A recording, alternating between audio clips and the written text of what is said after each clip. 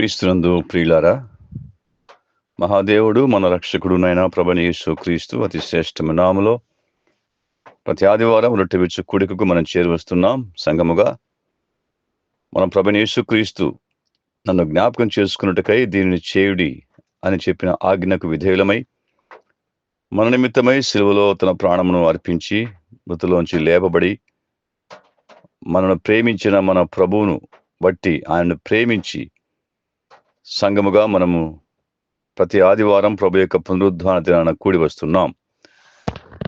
రొట్టె విరుచు కూడికలో ప్రభుని గురించిన తలంపులు, ధ్యానాలు, ఆయన గురించిన సంగతులు, మరి ముఖ్యంగా ఆ రొట్టెను విరుస్తుండగా, ఆ పాత్రను పుచ్చుకుంటుండగా ఆయన పడిన శ్రమలు, వేదన, ఆయన పడిన బాధ, తదుపరి ఆయన యొక్క పునరుద్ధానము, ఆయన ఆరోహణము, ఆయన మహిమ ప్రవేశము, మహామహుడకు దేవుని కుడిపార్శ్వమున ఆసీనుడై ఘనతను పొందుతున్న మన ప్రభువును జ్ఞాపకం చేసుకుని, మన ప్రభువైన యేసుక్రీస్తును ఆయన జ్ఞాపకం చేసుకుని ఆయన హెచ్చించి ఘనపరచి మన ఆరాధన తండ్రిన దేవునికి అర్పిస్తూ ఉన్నాం. సహాయకరముగా సంఖ్యాకాండము 24వ అధ్యాయం, the book of numbers chapter 24, 17వ వచనం చదువుకుందాం. సంఖ్యాకాండము 24వ అధ్యాయము 17వ వచనం. ఆయనను చూచుచున్నాను గాని ప్రస్తుతమున ఉన్నట్టు కాదు, ఆయనను చూచున్నాను గాని సమీపమున ఉన్నట్టు కాదు. నక్షత్రము యాకోబులో ఉదయించును, రాజదండము ఇశ్రాయేలులో నుండి లేచును. అది మోయాబు ప్రాంతములను కొట్టును, కలహవీరులనందరినీ నాశనము చేయును.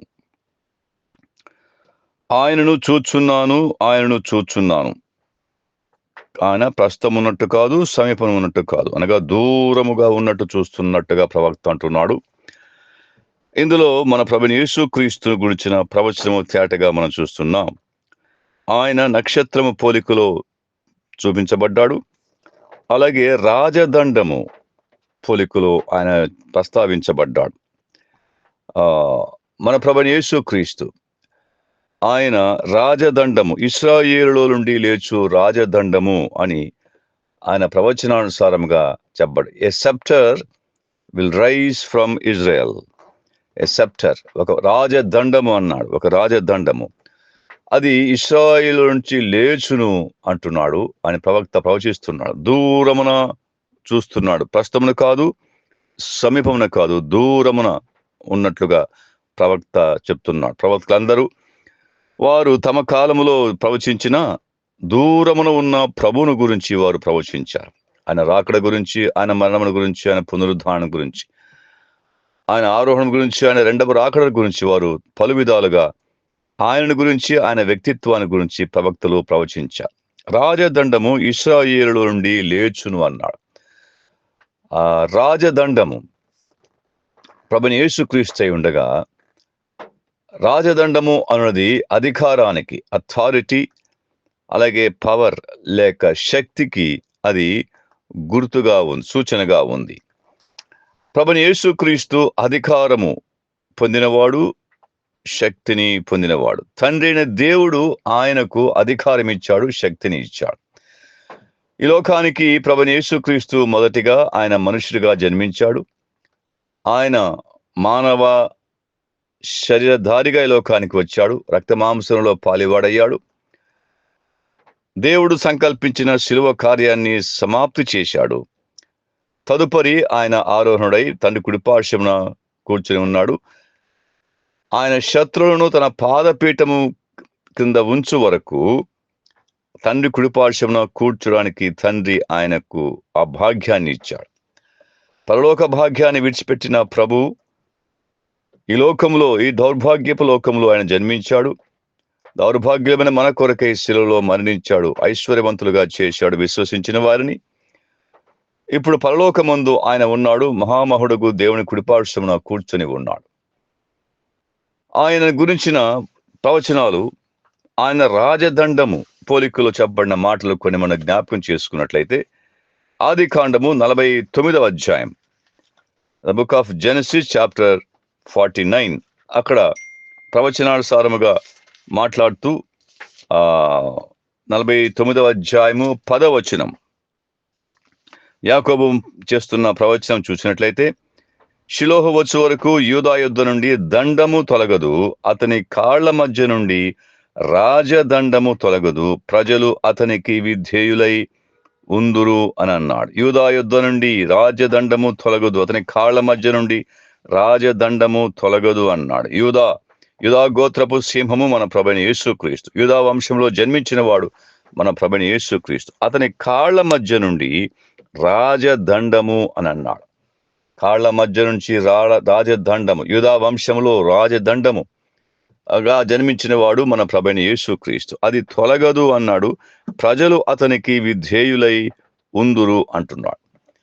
రాజదండము అధికారానికి, శక్తికి, పరిపాలనకు, సార్వభౌమత్వానికి గుర్తుగా ఉండగా, మన ప్రభువైన యేసుక్రీస్తు ఆయన రెండవ రాకడలో ఆయన సర్వాధికారం పొందినవాడై, అలాగే సర్వశక్తిగా కనపడుచువాడై, సార్వభౌము కలవాడై ఈ లోకాన్ని ఏలబోతున్నాడు అనే సత్యాన్ని రాజదండము సూచిస్తుంది. దేవుడు ఆయా కాలాలలో, పాత నిబంధనలో ఆ అథారిటీని, ఆ రాజదండాన్ని, పరిపాలించే అధికారాన్ని కొందరికి అనుగ్రహించాడు. చివరిగా ఆయన అనుగ్రహించిన చివరిగా దేవుడు తన కుమారుని యేసుక్రీస్తుకు రాజదండమును అనుగ్రహించబోతున్నాడు. ఆయన రాజదండముగా చెప్పబడ్డాడు, అధికారం పొందిన వాడుగా చెప్పబడుతున్నాడు. ఆయన యేసుక్రీస్తు. 2వ కీర్తన మనం గమనిస్తే, కీర్తన 2:9 వచనంలో ఒక మాట మనం జ్ఞాపకం చేసుకుందాం. కీర్తన 2:9లో ఇనుపదండముతో నీవు వారిని ఏలుదువు, కొండను పగలగొట్టినట్టు వారిని ముక్క చెక్కులుగా పగలగొట్టేదు అన్నాడు. ఇనుపదండముతో వారిని ఏలుదువు అన్నాడు. ఏలుదువు అనగా రూలర్, మైటీ రూలర్. ఆయన బలవంతుడైన పాలకుడుగా ఆయన రాబోతూ ఉన్నాడు రెండవసారి. మొదటిసారి వచ్చాడు, ఆయన దీనుడిగా వచ్చాడు. ఇప్పుడు రెండవసారి రాబోతున్నాడు. ఆయన ఇనుప దండముతో అన్య జనులను, అనగా ఆయనకు అవిధేయులైన వారిని, ఆయన యొక్క శిలువ కార్యమునందు విశ్వసించని వారిని ఆయన ఇనుప దండముతో ఏలబోతున్నాడు అనేది ఇక్కడ గమనిస్తూ, రాజదండము ఇనుప దండముతో ఏలబోతున్నాడు. ప్రభువైన యేసుక్రీస్తుకు రాజదండముతో పోల్చాడు. ఆయన రెండవ రాకడలో ఆయన నిర్వహించబోయే అధికారయుక్తమైన, శక్తివంతమైన పాలన, అలాగే తన శత్రువుల మీద ఆయన ఆధిపత్యం జరిగించే వాస్తవాన్ని, విషయాన్ని అది మనకు సూచిస్తూ ఉంది. అలాగే యెషయా గ్రంథము 14వ అధ్యాయంలో కూడా 5వ వచనము, యెషయా గ్రంథము 14:5-6 వచనాల్లో దుష్టుల దుడ్డుకర్రను, మానని హత్య చేత జనములను క్రూరముగా కొట్టిన ఏలికల రాజదండమును యెహోవా విరగొట్టి ఉన్నాడు. వారు ఆగ్రహపడి మానని బలాత్కారము చేత జనములను లోపరిచిరి అన్నాడు. ఆగ్రహ దండము చేత, దుష్టుల యొక్క దుడ్డుకర్ర, the sceptre of the wicked అనగా the Lord has broken the staff of the wicked, the sceptre of the rulers. రాజుల యొక్క దుడ్డుకర్రను, దుష్టుల యొక్క దుడ్డుకర్రను, ఏలికల రాజదండమును ఆయన కొట్టివేయబోతున్నాడు. అవును, ఒకప్పుడు ఒక రోజు రాబోతుంది. ఆ దినాన యేసు ప్రభు వారు జరిగించబోయే ఆ యొక్క కార్యాన్ని చెప్తున్నాడు. ఏలికల యొక్క రాజదండమును, దుష్టుల యొక్క దుడ్డుకర్రను ఆయన విరగొట్టబోతున్నాడు. ఆయన వాటిని నాశనం, కొట్టివేయబోతున్నాడు అని మనం చూస్తున్నాం. రాజదండము ఇశ్రాయేలులో లేచును అన్నాడు. అనగా ఇశ్రాయేలు జనాంగము ప్రస్తుతమున్న కాలములో వారు లోకం చేత ద్వేషించబడుతున్నారు. ఈ కృపాకాలములో ఇశ్రాయేలు జనాంగాన్ని ఆయన కొద్దిగా పక్కకు పెట్టాడు, సంఘాన్ని పైన దృష్టి ఉంచాడు. అయితే ఒక రోజు రాబోతుంది, ప్రవచనానుసారంగా ఇశ్రాయేలు జనాంగమును మళ్ళా తిరిగి ఆయన దాని యొక్క పూర్వ వైభవాన్ని తీసుకుని వస్తాడు. ఎందుకనగా ఆ జనాంగములో ఆయన జన్మించాడు. ఆ జనాంగమును ఇంతవరకు ఆయన లోకములో సంఘం నిమిత్తమై వారి కన్నులు మోయబడినట్లుగా మనం చూస్తున్నాం. అయితే తిరిగి ఆయన ఇశ్రాయేలులో నుండి ఆయన లేవబోతున్నాడు, రాజదండముగా ఏలబోతున్నాడు. యెరూషలేమును కేంద్ర బిందువుగా చేసుకుని ప్రపంచాన్ని, లోకాన్ని ఆయన ఏలబో రాజదండముగా రాబోతున్నాడు. ఆనాడు ఆయన అందరి యొక్క దుష్టుల యొక్క దుడ్డుకరను, ఏలికుల యొక్క రాజదండమును ఆయన విరుగగొట్టబోతున్నాడు అని ప్రవచనానుసారంగా మనం చూస్తున్నాం. కీర్తన గ్రంథము 45వ కీర్తన 45వ కీర్తన 6వ వచనములో 45వ కీర్తన 6వ వచనం చూస్తాం. లేక 45వ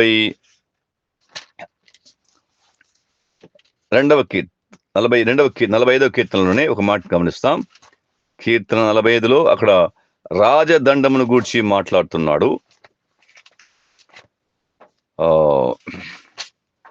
45వ కీర్తన 6వ వచనం. సామ్ 45:6 దేవా నీ సింహాసనము నిరంతరము నిలుచును, నీ రాజదండము న్యాయార్థమైన దండము అన్నాడు. నీ రాజదండము దై సెప్టర్ అన్నాడు, అది న్యాయార్థమైనది, ఎ జస్టిస్. అది జస్ట్ అనగా న్యాయముగా ఆయన రాజదండమును ఉపయోగించబోతున్నాడు. రాబో దినాలలో ప్రభు అయిన యేసుక్రీస్తు లోకములో రాజ్యమును స్థాపించినప్పుడు ఆయన ఇనుప దండముతో పగలగొడతాడు, వారిని దుష్టుల దుడ్డుకరను విరగొడతాడు, ఏలిక రాజదండమును ఆయన విరగొడతాడు. అది న్యాయార్థమైనది, న్యాయముగానే ఆయన రాజదండమును ఆయన ఉపయోగించువాడుగా ఉంటున్నాడు. యేసు ప్రభు రెండవ రాకడలో రాజదండము, ప్రభు దేవుని వలన పొందిన రాజ్యాధికారము, ఆ అధికారముతో, ఆ శక్తితో, ఆ పరిపాలన అధికారముతో ఆయన లోకాన్ని ఏలబోతున్నాడు అనే విషయాన్ని ఆయన ఇశ్రాయేలు నుండి రాజదండము లేచును అన్నాడు. లేచును. ఈయనంతవరకు ఇశ్రాయేలు జనాంగము లోకము చేత తృణీకరించబడుతుంది, లోకము చేత ద్వేషించబడుతుంది, లోకము ఇశ్రాయేలు పట్ల పగ కలిగి ఉన్నారు. కానీ ఒకనాడు రాజదండము ఇశ్రాయేలు నుండి లేచును అని చెప్తున్నాడు. ప్రకటన గ్రంథములో ప్రకటన 19లో ఒక మాట మనం జ్ఞాపకం చేసుకుందాం. ప్రకటన గ్రంథము the book of Revelation chapter 19:15 రాజులకు రాజును ప్రభువులకు ప్రభువును అను నామము ఆయన, లేక 15వ వచనంలో జనములను కొట్టుటకై ఆయన నోట నుండి వాడిగల ఖడ్గము బయలు వెడల్చున్నది, ఆయన ఇనుప దండముతో వారిని ఏలును, ఆయనే సర్వాధికారియగు దేవుని తీక్షణమైన ఉగ్రత అను మద్యపు తొట్టిని త్రొక్కును. ఒక రోజు రాబోతుంది, ఆయన ఇనుప దండముతో వారిని ఏలును అని అంటున్నాడు. అవును, ఆయన ప్రభువైన యేసుక్రీస్తు రెండవ రాకడలో ఆయన ఈ భూమిలో దిగి వచ్చినప్పుడు, రెండవ రాకడలో రెండవ దశలో వచ్చినప్పుడు, ఆయన భూమి మీద పాలన ప్రారంభించినప్పుడు ఆయన ఏలబో సంగతిని మాట్లాడుతున్నాడు. ఆయన ఇనుప దండముతో వారిని ఏలును అన్నాడు. యేసుక్రీస్తు యొక్క సర్వాధికారాన్ని, యేసుక్రీస్తు యొక్క శక్తిని, ఆయన యొక్క పాలనను గుర్తు చేసేది రాజదండము. అది ఇశ్రాయేలు నుండి లేచును అని మనం చూస్తున్నాం. హెబ్రీ పత్రిక 1వ అధ్యాయంలో కూడా ఆ మాట వివరించాడు. అనగా కీర్తన 45:6లో ఉన్న వచనాన్ని హెబ్రీ పత్రిక 1:8లో కూడా దాన్ని ప్రస్తావిస్తున్నాడు. హెబ్రీ 1:8లో అక్కడ ప్రభువైన యేసుక్రీస్తు గురించి మాట్లాడుతూ, దేవాని సింహాసనము నిరంతరము నిలుచున్నది, నీ రాజదండము న్యాయార్థమైనది, నీవు నీతిని ప్రేమించితివి, దుర్నీతిని ద్వేషించితివి, అందుచేత దేవుడు నీ తోడి వారి కంటే నిన్ను హెచ్చించున్నట్లుగా ఆనంద తైలముతో అభిషేకించెను అన్నాడు. నీ రాజదండము న్యాయార్థమైనది అని పౌలు కూడా హెబ్రీ పత్రికలో దాన్ని ప్రస్తావన చేస్తున్నాం. మెట్టుకు ప్రభువైన యేసుక్రీస్తు ఇశ్రాయేలులో నుండి లేచు రాజదండముగా ఇక్కడ చెప్పబడుతున్నాడు. ఆయనకు సర్వాధికారం ఇవ్వబడింది, సర్వశక్తిమంతుడుగా ఉన్నాడు, సర్వలోక పాలకుడుగా ఆయన రాబోతున్నాడు. ఇనుప దండముతో వారిని ఏలబోతున్నాడు, ఇనుప దండముతో రాజదండముతో వారిని నలుగొట్టబోతున్నాడు, వారి మీద పగ తీర్చుకునబోతున్నాడు అనేది రెండవ రాకడలో మనం చూస్తున్నాం. అలాగైతే ఇంత రాజదండము ఆయనకు అనుగ్రహించబడింది, రాజ్యాధికారం అనుగ్రహించబడింది. దానికంటే ముందుగా ఆయన యొక్క మొదటి రాకడలో ఆయన మానవుడిగా వచ్చినప్పుడు ఆయన పడిన శ్రమలు, ఆయన పడిన బాధలు, ఆయన పడిన వేదన, ఆయన శిలువ కార్యమును మన నిమిత్తమై ఆయన నిర్వహించుట ద్వారా, జరిగించుట ద్వారా ఈ అధికారాన్ని, ఆ శక్తిని, ఆ పాలనను ఆయన పొంది ఉంటున్నాడు. మనుషుడిగా, మానవుడిగా జన్మించినప్పుడు ఆయన మన నిమిత్తమై ఆయన పడిన వేదనను మనం జ్ఞాపకం చేసుకుందాం. మనుషులు ఆయనను ఏ విధంగా వారు ఆయనను పట్ల వ్యవహరించారో మనం చూస్తాం. సంఖ్యాకాండములో 21వ అధ్యాయం, సంఖ్యాకాండము 21వ అధ్యాయం 17-18 చూద్దాం. సంఖ్యాకాండము 21:17-18. బావి ఉబుకుము, దానిని కీర్తించుడి. బావి ఏలికలు దాని త్రవిరి, తమ అధికార దండముల చేతను జనుల అధికారులు దానిని త్రవ్విరి. తమ అధికార దండముల చేతను, కర్రల చేతను జనుల అధికారులు దానిని త్రవ్విరి. సెప్టర్స్ అండ్ స్టాఫ్స్, సెప్టర్స్ అండ్ స్టాఫ్స్. రాజదండముగా రాబోతున్న ప్రభువైన యేసుక్రీస్తు ఈ లోకంలో మనుషుడిగా ఉన్నప్పుడు, మానవావతారిగా వచ్చినప్పుడు, మన రక్షణార్థమై రక్షకుడిగా జన్మించినప్పుడు ఆయన పట్ల లోకము ప్రవర్తించిన తీరు, జనుల అధికారులు దండముల చేతను, కర్రల చేతను దానిని త్రవ్విరి, ఆయనను బాధించిరి. They have inflicted suffering with their staffs and scepters. అధికారులు, రాజులు, జనుల అధికారులు, రాజ్యాధికారులు ఆయన దండముల చేతను, విత్ సెప్టర్స్ అండ్ స్టాఫ్స్, కర్రల చేతను ఆయనను బాధించాడు. రాజదండముగా ఏలబోతున్న మన ప్రభువైన యేసుక్రీస్తు ఆయన మొదటి రాకడలో రాజుల యొక్క రాజదండము చేత బాధించబడినవాడు. తద్వారా ఆ బాధను అనుభవించి మనకు రక్షణ కార్యాన్ని సిద్ధపరిచాడు. దేవుని చిత్తాన్ని సంపూర్ణంగా నెరవేర్చుటను బట్టి రాబోవు రెండవ రాకడలో ఆయనకు రాజదండము, ఆయనే రాజదండము, ఆయనకు రాజదండమును, ఆయనకు అధికారమును, శక్తిని దేవుడు అనుగ్రహించబోతున్నాడు. ఆనాడు రాజులు, అధికారులు, జనుల అధికారులు, ప్రజల అధికారులు దండముల చేత, కర్రల చేత ఆయనను బాధించిన వారుగా చూస్తున్నాం. మత్తయి సువార్త 27వ అధ్యాయంలో, మత్తయి సువార్త 27వ అధ్యాయంలో 27-31 ఉన్న వచనాలలో ఆ సైనికులు, పిలాతు యొక్క సైనికులు ఆయనను అధికార మందిరం తీసుకుని పోయారు. The book of Matthews chapter 27:27-31 తీసుకుని వెళ్ళారు. ఆయనకు వస్త్రములు తీసివేశారు, ఆయనకు ఎర్రనంగి తొడిగించారు, ముండ్ల కిరీటం తల మీద పెట్టారు. పెట్టి ఆ ఒక రెల్లు ఆయన కుడి చేతిలో ఉంచారు. నీవు యూదుల రాజువా అని అడిగినప్పుడు పిలాతు నీవన్నట్టు నేనే అని జవాబు ఇచ్చటను బట్టి యూదుల రాజు చేత రాజదండం ఉండాలి, ఆయన రాజదండము ఉండాలి అని వారు గ్రహించిన వారై ఆయనను అపహసించుటకై, అవమానించుటకై, ఆ రాజును తృణీకరించి రాజును అపహసించుటకై ఆయన తల మీద ఒక ముండ్ల కిరీటం ఉంచారు. రాజుకు ఉండవలసింది వజ్రాల కిరీటము, వజ్రాలతో పొదిగించబడిన బంగారు కిరీటం ఉండవలసి ఉండగా ఆయన తలపైన ముండ్ల కిరీటం ఉంచారు. ఆయన చేతులలో బంగారు దండము రాజదండము ఉండవలసి ఉండగా ఆయన చేతులు ఒక రెల్లును ఉంచారు. ఎందుకు? పనికిరాని, అనగా చాలా బలహీనమైంది, మొక్కలన్నిటిలో కూడా అంతంత బలహీనమైంది, గాలి వస్తే వంగిపోయే రెల్లును ఆయన చేతిలో ఉంచారు. రాజదండము ధరించవలసిన వాని చేతిలో రెల్లును ఉంచి దానితో ఆయనను తల మీద కొట్టి ఆయనను అపహసించారు. అవును, ఇశ్రాయేలు నుండి రాజదండముగా రాబోతున్న మన ప్రభువైన యేసుక్రీస్తు మనుష్యుడిగా వచ్చినప్పుడు, మానవావతారిగా మానవుడిగా జన్మించినప్పుడు ఆయన రాజుల యొక్క దండము చేతను, కర్రల చేతను బాధించబడ్డాడు. అలాగే ఆయన అపహసించబడ్డాడు మన నిమిత్తమై.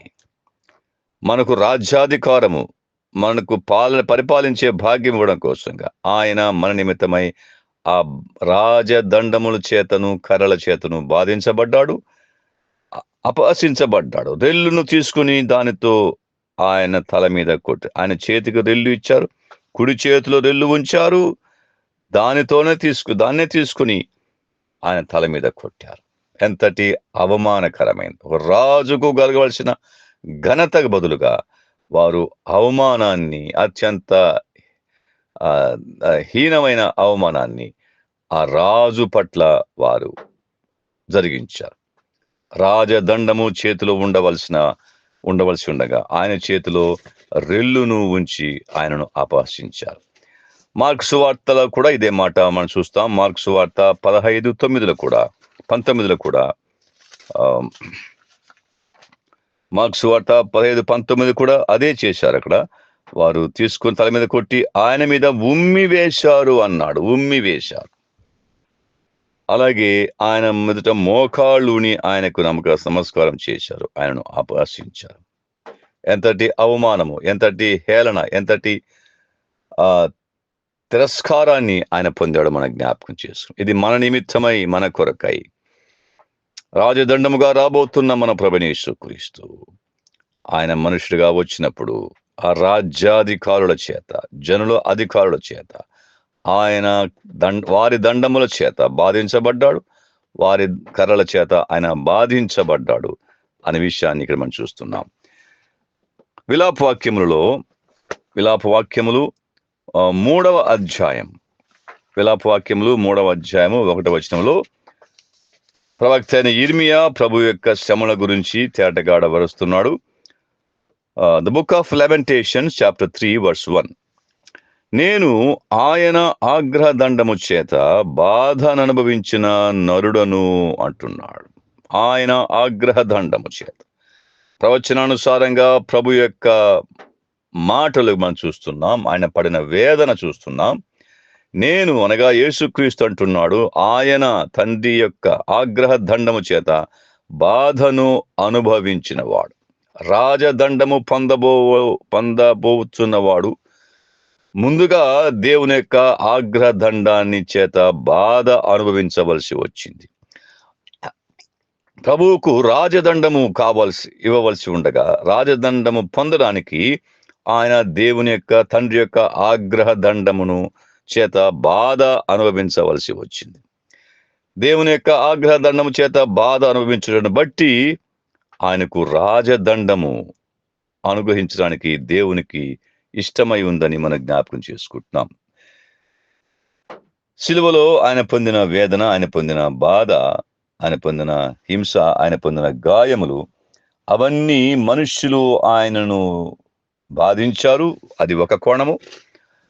రాజులు, జనుల అధికారులు వారి యొక్క రాజదండం ఉపయోగించి, కర్రలు ఉపయోగించి, సెప్టర్స్ అండ్ స్టాఫ్స్ ఆయనను బాధ పెట్టారు.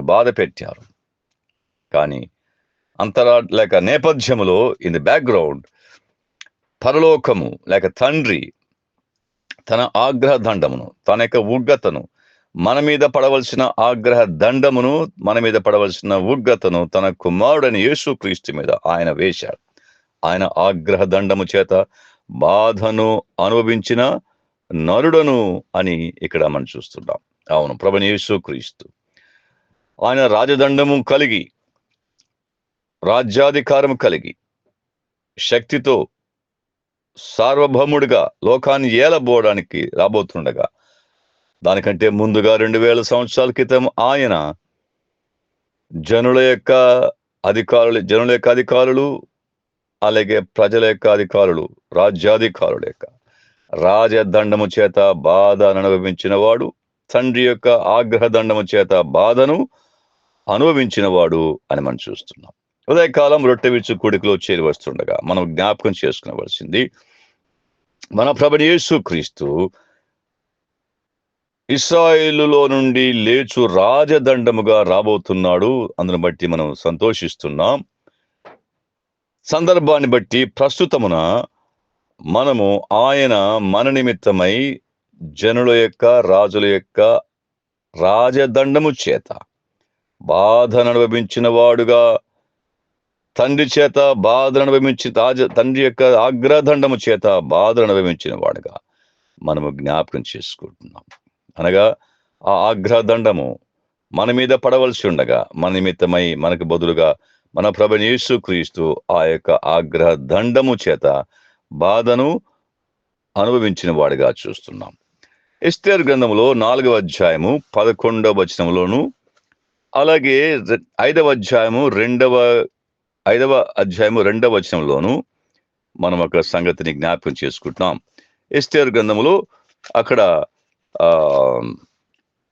రాజైన అహష్వేరోషు ఎదుటికి ఆమె వెళ్ళవలసి ఉండగా దానికంటే ఆమె మాట్లాడుతున్న మాట, ఎవరైతే రాజానుగ్రహం పొందుతారో వారు మాత్రమే మరి రాజదండమును రాజు చాపినప్పుడు మాత్రమే వెళితే వారి పట్ల రాజానుగ్రహం ఉంటుంది. ఎవరి పట్ల అయితే రాజు రాజదండమును చాపడో వారు మరణ శిక్షకు పాత్రులవుతారు అనే విషయాన్ని అక్కడ తేటగా చెప్తుంది. అది బంగారు రాజదండము, ఇట్స్ గోల్డెన్ సెప్టర్. బంగారు రాజదండము అది ఎవరి వైపుకు చాపబడుతుందో ఆ బంగారు దండమును, గోల్డెన్ సెప్టర్, అది వారి పట్ల ఆ రాజు యొక్క కనికర, the mercy of the king. ఎస్తేరు పట్ల రాజదండమును చాపాడు. బంగారు దండం, అది బంగారు దండము, ఎ గోల్డెన్ సెప్టర్. అవును, మరణానికి పాత్రుడైన ఆ యొక్క యూదా జనాంగమును రక్షించడానికి ఎస్తేరు ఎడల రాజు కనికరము లేక దయను చూపించాడు. మర్సీ, ఈ showed his mercy towards Esther. ఆ రాజదండమును, బంగారు దండమును చాపడం ద్వారా రాజు తన యొక్క దయను కొనపరిచాడు. అలాగైతే తండ్రి అయిన దేవుడు ఆ బంగారు రాజదండము పోలికలో ఉన్న మన ప్రభుని యేసుక్రీస్తును ఈ లోకానికి మన కొరకు పంపించాడు. యేసు ప్రభు ఆయన బంగారు రాజదండముగా మన ఎడల ఉన్నాడు. He is a type of a golden sceptre. మనమైన దేవుని యొక్క ఉగ్రత రావలసి ఉండగా దానికి బదులుగా దేవుని యొక్క కరుణ, ఆయన ప్రేమ, ఆయన వాత్సల్యము, ఆయన కృపను వెల్లడిపరుచినట్లుగా ఆయన బంగారు రాజదండము పోలికలో చూస్తున్నాం. ఉదయకాలం మనం ధైర్యముగా కృపాసనం వద్దకు చేరి మన ప్రభువును జ్ఞాపకం చేసుకోవడానికి ఆయన బల్ల ఎదుట చేరి వచ్చున్నామంటే దేవుడు మన పట్ల చాచిన ఆ యొక్క బంగారు రాజదండము, ద గోల్డెన్ సెప్టర్ పోలికలో ఉన్న మన ప్రభుని యేసుక్రీస్తుని బట్టి అని ఎరిగిన వారమై మనము మన ప్రభువును హెచ్చించి ఘనపరచి మన ఆరాధన తన దేవునికి అర్పించ బద్ధులమై ఉన్నాం. ఇట్స్ ఫేవర్ అండ్ మర్సీ, ఆ బంగారు రాజదండము అది మన పట్ల దేవుడు కనుపరిచాడు. మొదటి రాకడలో ఆయన బంగారు రాజదండముగా ఉండి మన పట్ల కనికరం చూపించాడు, మన పట్ల ఆయన వాత్సల్యం చూపించాడు. He showed mercy towards us sinners who were doomed to eternal hellfire. నిత్య నరకాగ్నికి పాత్రమైన మన పట్ల కనికరము చూపే బంగారు రాజదండము మన ప్రభువైన యేసుక్రీస్తు అని జ్ఞాపకం చేసుకుందాం. ఆయన దేవుడు అనగా రాజు అశ్వరోషు తన దేవుడు పోలికలో ఉండగా రాజదండము ప్రభువైన యేసుక్రీస్తు పోలికలో ఉండగా ఆ రాజదండమును చాపాడు. పరలోకం నుంచి ఈ లోకానికి దిగి వచ్చాడు.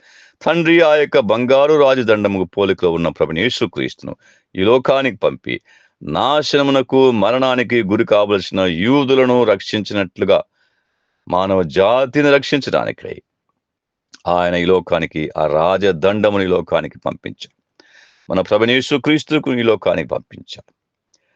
ఆయన విశ్వాసం ఉంచిన వారికి మనకు మరణ శిక్ష లేదు, పాప శిక్ష లేదు, నిత్యాగ్ని లేదు. మనం సంతోష గానములతో, సంతోషం అక్కడ జరిగింది, ఆ విందు జరిగింది అక్కడ ఎస్తేరు గ్రంథంలో చూస్తున్నాం. అలాగే ఉదయకాలం ఆ రాజదండము, బంగారు రాజదండం పోలికలో ఉన్న ప్రభువును బట్టి మనకు తప్పించబడిన మరణము, నరక శిక్షను బట్టి మనం సంతోషించి మన ప్రభుని హెచ్చించి ఘనపరచి ఆయన ఆరాధించ బద్ధులమై ఉన్నాం. ఇశ్రాయేలు నుండి రాజదండము లేచును, అది భవిష్యత్తు. ప్రస్తుతం ఉన్నట్టు కాదు, ఇప్పుడు ఉన్నట్టు కాదు, దూరమున జరగబో దాని గురించి ప్రవక్త మాట్లాడుతున్నాడు. మన ప్రభువైన యేసుక్రీస్తు రెండవ రాకడలో ఇనుప దండముతో రాబోతున్నాడు. మొదటి రాకడలో ఆయన బంగారు దండము, రాజదండముగా ఉన్నాడు. Golden సెప్టర్ and an iron సెప్టర్.